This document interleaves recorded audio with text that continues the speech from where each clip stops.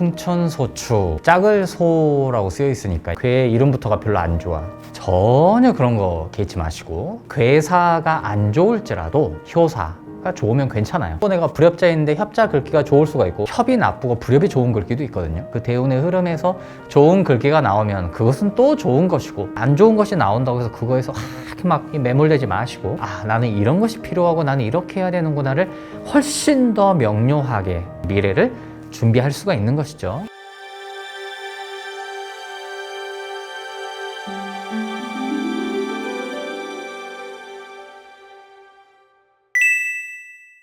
풍천소축 오효. 어떤 분이 그런 얘기를 하더라고요. 풍천소축 이러니까 짝을 소라고 쓰여 있으니까 이게 안 좋은 거 아니냐고, 이렇게. 제가 봤을 때는 당신께서 그 풍천소축을 안 가지고 계셔가지고 그렇게 이제 좀 편하게 얘기하신 것 같고, 나에 해당하는 괴와 효가 나왔을 때 그것이 별로 안 좋아 보이면 고민을 하시잖아요. 아, 이게 왜 안 좋지? 괴 이름부터가 별로 안 좋아. 전혀 그런 거 개의치 마시고, 괴사가 안 좋을지라도 효사가 좋으면 괜찮아요. 또 선천이 내가 안 좋을지라도, 또 내가 불협자인데 협자 글귀가 좋을 수가 있고, 또 어떤 글귀는 협이 나쁘고 불협이 좋은 글귀도 있거든요. 어느 쪽으로도 내가 옮겨갈 수 있으면, 이동할 수 있으면 그것은 또 좋은 것이고, 그것도 그렇지 않다 그러면 대운의 흐름을 봐서 그 대운의 흐름에서 좋은 글귀가 나오면 그것은 또 좋은 것이고, 그런 식으로 안 좋은 것이 나온다고 해서 그거에서 막 매몰되지 마시고 괜찮아요. 하락기수의 또 최대 장점이 그거 아닙니까? 독서 운세장기, 읽으면 다 알 수 있는. 그렇기 때문에 아, 나는 이런 것이 필요하고 나는 이렇게 해야 되는구나를 훨씬 더 명료하게 미래를 준비할 수가 있는 것이죠. 오효는 미쁨이 있고 부유한 그 이웃의 매임과 같다. 가진 부를 주변과 나누어야 좋아진다 라는 말이에요. 상전이 말하기를 미쁨이 있고 매임과 같으니 혼자 부유하지 않은 것이다. 주변과 나눠야 되니까 나 혼자 부유를 독점하는 게 아니다. 본문을 가보죠. 이 효는 무릇 덕과 능력이 사람의 마음을 동요매고 감동시킴으로써 만족해서 가히 그럼으로써 사나움을 멈추는 경우이다. 협자를 볼게요. 협자는 귀한데 스스로 높이지 않고 부유하면서 실물을 돕는다. 저쪽과 이쪽이 하나의 몸이고 친하든 성그러지든 하나의 마음이어서 우러러 사모하고 쫓아 나아감이 있는 사람이다. 자, 하락기수에서 실물이라는, 이것은 이제 어떤 때는 만물, 실물 이렇게 번역을 하는 이게 것이 있는데, 뭔 말이지? 약간 이런 느낌이 있어요. 이제 그럴 때에는 이거를 뭐라고 생각하시면 되냐면 그냥 재물이라고 생각하시면 돼요. 재물. 내가 소유한 어떤 돈이 되는 소유물, 돈이라고 생각하시면 돼요. 재물이라고. 재물로 다른 사람들을 구제한다, 함께한다, 이제 이런 말이에요. 저쪽과 이쪽이 하나의 몸이고 친하든 성그러지든 하나의 마음이다. 본문에 읽을 때 이게 뭔 말인지 모르겠으면 사람이 살아가면서 가장 필수한 어떤 항목들, 의식주, 잠을 자는 거, 성적인 거, 그 다음에 사치하는 거, 이런 것들이 다 본문에서 어떻게 표현이 되는가를 생각을 하면서 본문을 읽으시면 훨씬 이해가 쉽죠. 그래서 여기 보시면은 저쪽과 이쪽이 하나의 몸이다. 여기서 말하는 몸체라는 것은 사람의 몸을 말하는 게 아니라 거대한 빌딩을 올리고 거대한 회사를 만들고 거대한 단체를 만드는데 그 모든 것을 결국에는 다 이룰 것이다. 그럼에도 불구하고 또한 우리가 문맥을 읽었을 때 저쪽과 이쪽이 하나의 몸이다 라는 것은 사업을 서로 합친다, 동업을 한다, 이런 의미도 되지만 또 하나 결혼과 인연을 만난다 라는 것도 되는 거예요. 부유하면서 실물을 돕는다, 재물로서 사람들을 건진다, 돕는다, 구제한다. 문맥상 사람들을 내가 돈으로 도와요. 그러면서 저쪽과 이쪽이 하나의 몸이다 라고 하는 것은 내가 뭔가에 투자를 하는 것이 될 수가 있겠고, 또 내가 누구를 도와주는 것이 될 수가 있겠고, 내가 돈을 쓰면서 저쪽과 이쪽이 하나의 몸이 되는 거예요. 그럼 뭐요?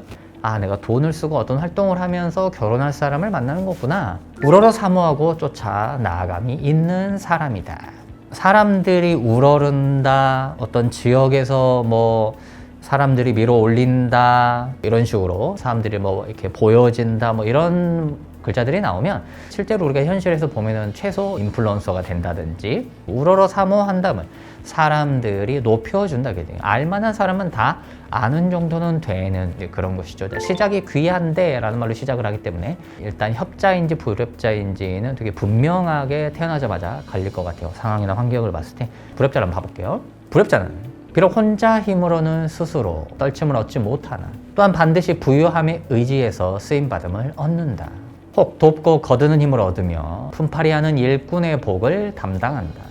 다른 사람은 내가 도와주고 보조하고 이러는데 누군가의 도움과 인맥의 힘을 얻어. 부유함에 의지한다, 쓰임을 받는다. 자, 이런 말은 현실에서 이제 어떤 식으로 발현이 되냐면 내가 경호업체에 들어가서 내가 경호원 일을 하는데 일을 나가면 유독 부자나 이름 있는 사람들을 이제 만나게 되는 거예요. 내 팔자가 이렇게 되어 있기 때문에 돕고 거두는 힘을 얻는다. 힘력자가 등장을 하면 육체적인 힘을 쓰는 것도 같이 포함을 하는 거예요. 육체를 열심히 움직이는 거죠. 정신적인 어떤 노력, 정신적인 어떤 노동을 하는 분들은 힘력자가 잘 나오지 않아요. 몸으로 움직이는 글자들이 잘 나오지 않아요. 무력, 무인할 때 그 무자가 나오거나 힘력자 이런 글자가 등장을 하면 이것은 내가 어떻든 머리보다는 몸을, 육체적인 체력을 더 많이 쓰는 어떤 일을 하게 된다라는 것에 좀 더 가깝습니다. 비록 혼자 힘으로는 스스로 떨침을 얻지 못하나 혼자라는 글자가 등장을 하기 때문에 일단 고독하고 외로움. 평생에 팔자나 어떤 심리에 내재되어 있는 게 뭐냐면 나는 외롭고 고독한 느낌이 사라지지 않네? 라는 것이 항상 이렇게 좀 내재가 되어 있어요. 누군가랑 같이 있을지라도 쉽지 않습니다. 부유함에 의지해서 쓰임받음을 얻는다. 이렇게 이제 대놓고 부유함에 내가 의지한다라면 대놓고 등장을 하면 내 주변에 이상하게 부자들이 많아요. 그래서 사람들이 그러죠. 너는 주변에 진짜 희한하게 부자들이 많더라.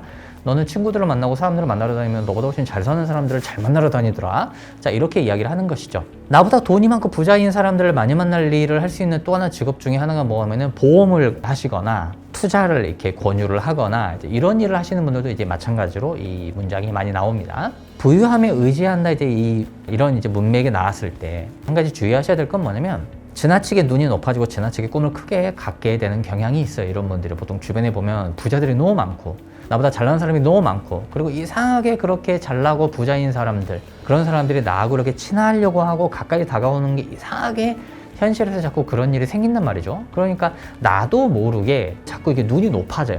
그러다 보니까 이제 어떤 글귀에 나와 있는 것 이상의 것을 자꾸 바라다가 결국에는 이 글귀에 나와 있는 대로 그냥 이게 딱 글귀의 느낌대로만 살게 되는 꿈이 너무 크다 보니까 현실을 직시하는 게 되게 중요한데 그걸 항상 이제 잊으시면 안 돼요. 그래서 이렇게 내 글귀를 읽었을 때 너무 나쁘게 나왔을 때 그 나쁜 거에 너무 매몰돼서도 안 되지만 또 좋게 나왔다고 해서 이거에 너무 희망을 가지고 과대한 해석, 문장을 그대로 읽고 이해를 해야지 이거를 자꾸 해석을 하려고 문맥을 넘어서 상상을 해버리면 자꾸 이렇게 요상한 대로 이제 가게 돼요. 그래서 내가 그렇게 된다는 말이 나와 있지 않으면 그렇게 될 수가 없단 말이죠. 지금 같은 경우에 불협자 글귀로서 상당히 괜찮은데 좋은 인생을 살 수 있는데 좀 힘들어지실 수가 있습니다. 세운으로 가보죠. 연월일 운에서 읽는 거죠. 재직자라면 위에서 반드시 믿고 쓰며 아래는 반드시 공경하고 복종해서 지기가 더해진다. 자, 학습자라면 주관할 뜻에 회동하고 합해서 공로가 이루어지고 이름이 선다. 이름이 선다는 것은 사람들이 나의 이름을 알아준다. 시험에 합격한다. 합격하는 어떤 그곳에 내 이름이 기록이 된다. 일반적이라면 돈과 원조가 있는 사람이라서 100가지 계책이 마음에 부합한다. 원문으로 가보죠. 시입니다. 원문을 항상 읽으실 때, 시를 읽으실 때에는 좀 더 이 느낌을 좀 살리셔야 돼요. 위와 아래가 서로 미쁘게 믿으니 있고 없음에 무엇하러 능히 통할까. 그렇죠. 위아래가 미쁘고 서로 함께 하는데 그 나머지에 뭐 굳이 신경을 쓸 필요가 있는가? 다른 때의 근심과 어려움을 만나나 무리의 힘이 또한 서로 도운다. 돌은 옥구슬을 감추고 쇠는 금을 이룬다. 날아오르는 봉황이 숨고 숨어 구름 경계에 들어가니 모른지기 의심과 근심이 홀로 마음에 수고하지 않아야 한다. 봉황이 날아 올라가서 숨고 숨어 구름 사이로 싹 이렇게 들어가는 거죠. 굳이 혼자서 이렇게 마음 쓸 필요가 없다. 고생하지 말아라. 봉황이 날고 있잖아요. 그렇죠? 있는 권세가 편안함에 화한 사슴과 말이 새로우니 물 가운데 있는 모험은 뿌리를 옮김에 만족한다. 말씀드린 게 시잖아요. 이게 뭔 말이지? 라는 느낌이 들 때에는 전체적인 문맥을 이렇게 읽으면서 이러다 보면 또 이해가 됩니다. 이게 원문은 약간 어쩔 수가 없어요. 약간 쉬운 것도 있지만 어느 정도는 이게 시기 때문에 감안하시면서 보시면 좋겠습니다. 작은 배는 천리 사방에서 언덕에 돌아오고 중한 입과 관이는 복록과 이름을 돕는다. 입이라고 하는 무거운 입이거든요. 중한 입. 사람의 입이 돕는다. 이건 뭐냐면 이렇게 말로써 사람들이 나를 도와준다. 이런 것도 되고 입이라고 하는 것은 먹는 것도 뜻하거든요. 근데 그것이 중요한. 근데 이걸 또 중요한이라고 해버리면은 무거울 중자를 또 중요한이라고 보니까 좀 애매해가지고 이렇게 해놨는데 아무튼 이해를 하시면 좋겠습니다.